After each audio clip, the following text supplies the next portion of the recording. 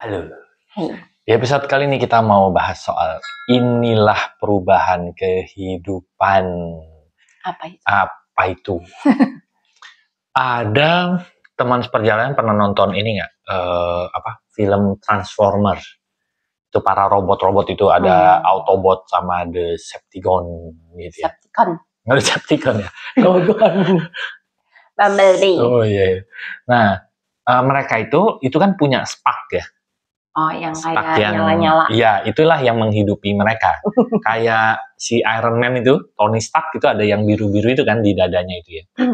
Nah, spark itu kan yang menghidupi mereka gitu ya. Membuat mereka nyala. Nyala gitu. Nah, kalau ditanya, kapan sih momen permulaan perubahan kita itu datang? Ketika tiba-tiba kita nyala gitu. Tiba-tiba spark kita itu kita bisa rasakan. Sebetulnya bukannya kita nggak ada sparknya ya. Dari dulu selalu ada gitu. Sparknya. Setiap orang terlahir dengan sparknya gitu ya. Kita punya, kalau nggak ada sparknya ya kita nggak hidup sebetulnya. Cuman sayangnya kita itu tidak bisa merasakan spark kita. Atau kita tidak menyadari spark kita. Kenapa? Karena kita tertular sama yang diomongin di dunia ini. Bahwa kalau misalnya mau sukses, kita sebut aja sukses lah ya, di aspek apapun kehidupan, itu jalannya A, B, C, caranya E, F, G. Nah, sedangkan kita merasa bahwa cara kita dan jalan kita itu bukan itu.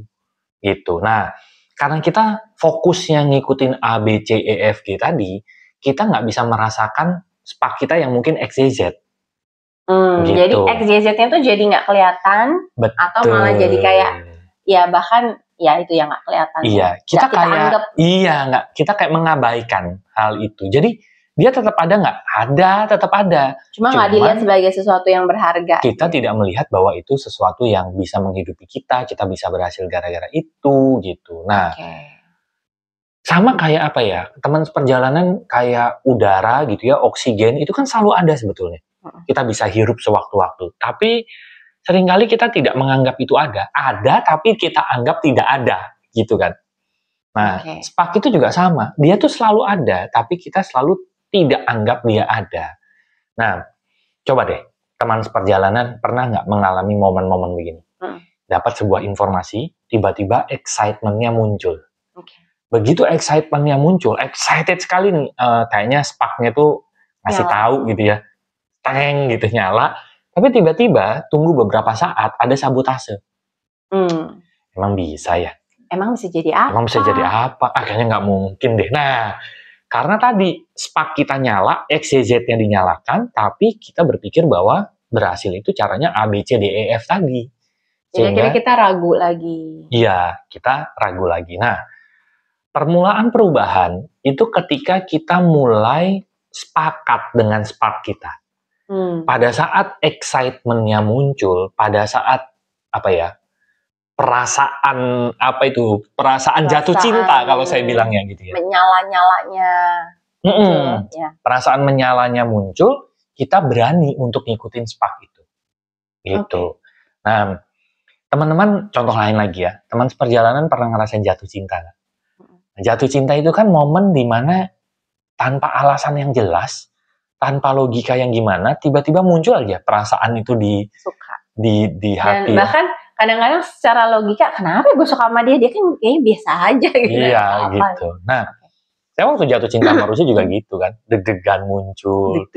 Terus ada perasaan-perasaan yang gimana gitu ya. Tidak bisa dideskripsikan gitu. Tapi teman-teman bisa merasakan gitu. Nah, saya kan dulu ragu ya. Ragunya apa? Ragu nembak kamu gitu ya, ternyata mau ya, gitu ya. Nah, sebenarnya sama pada saat spark kita itu ngasih tahu kita, akan muncul keraguan. Iya nggak ya? Iya nggak ya? Kalau gagal gimana gitu. Padahal sebetulnya ya coba aja ikutin. Oh, yang bukan spark kita aja kita ikutin dan gagal kok gitu kan. Itu sebetulnya aja kita bersedia ya. Iya.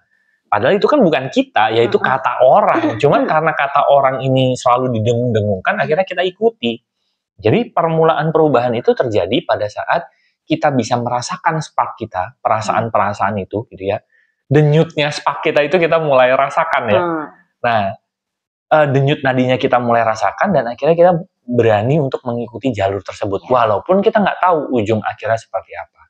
Nah, nanti kita ikutinya step by step, satu persatu. Salah satu kegagalan orang mengikuti SPAK-nya adalah berpikirnya kejauhan. Bukannya punya visi itu salah, tidak lah ya. Bukannya berpikir jauh itu salah, enggak.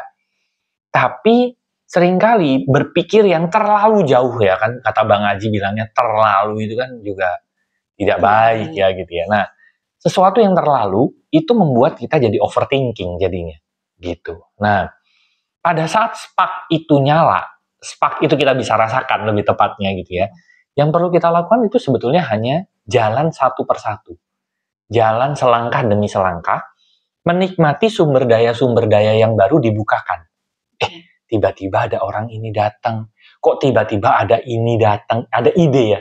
Ada ide ini datang. Itu diikuti satu persatu.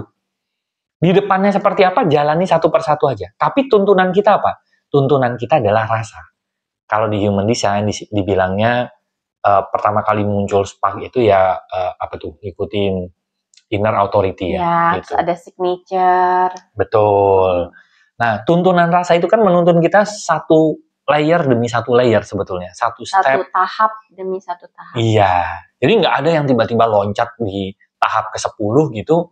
Rasanya sulit deh. Dan gitu. Juga kalau kita di awal udah mikir kejauhan, kita mau langsung bisa berpikir di tahap 10, ya kita akan merasa nggak bisa. Kenapa? Ya karena kita belum di situ. Sedangkan kita perlu bertumbuh dulu. Begitu udah bertumbuh, sebetulnya kita nggak perlu khawatir. Begitu kita udah di tahap 10, kita akan punya kapasitasnya. Tapi kalau kita mau mikirin tahap 10 dengan kapasitas 1, maka yang muncul adalah seringkali yang namanya mental block ya. Iya. Kira itu yang bikin kita berhenti terlalu awal. Betul. Jadi memang ya. Gitu. Nah, jadi apakah teman-teman mau mengalami perubahan dalam kehidupannya? Tadi sih sebetulnya kuncinya. Rasakan denyut SPAK-nya, terus berani mengikuti nggak? Nah, cuman kan pertanyaan orang, gimana saya bisa tahu, Pak? Gitu ya. Terus gimana mulai merasakannya? Coba deh teman-teman cek aja link di description. Siapa tahu di description ada sesuatu yang teman-teman cari selama ini. Klik aja tombol WA di situ, ngobrol-ngobrol. Siapa tahu nanti private konsultasi sama Rusi. Tanya aja ya di WA tersebut cara private konsultasi sama Rusi itu gimana gitu ya. Siapa tahu private konsultasi itu bisa menimbulkan SPAK gitu ya. Bukan menimbulkan ya, tapi mengenali SPAK dan membantu mempercayai. Karena kadang-kadang kita perlu validasi. Yes. Nah, karena selama ini validasi kita kan yang dari luar ya. Gitu. Nah, coba cek aja link di description. Siapa tahu ada sesuatu yang teman-teman cari selama ini. Oke, kita ketemu lagi di episode mendatang. Thank you. Bye-bye.